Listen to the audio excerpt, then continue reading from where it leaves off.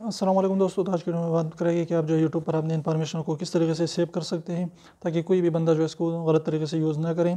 तो आपने अपनी वीडियोस पर जो है कोई भी अपनी पर्सनल इन्फॉर्मेशन जो है सीएनसी वगैरह, सीएनसी नंबर वगैरह, अपने मोबाइल नंबर या इस तरीके की अपनी जो भी जीमेल है जिससे यूट्यूब चैनल खोला हुआ है उसको भी आपने शो नहीं करना, लोगों को नहीं दिखाना, या इसके अलावा अकाउंट नंबर वगैरह जो है किसी भी बंदे को नहीं देने।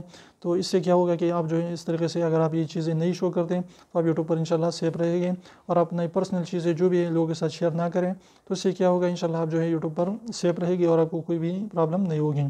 तो इस तरीके से आप जो है अपनी पर्सनल चीज़ें जो है लोगों के साथ शेयर बिल्कुल ना करें, पर्सनल नंबर भी शेयर ना करें।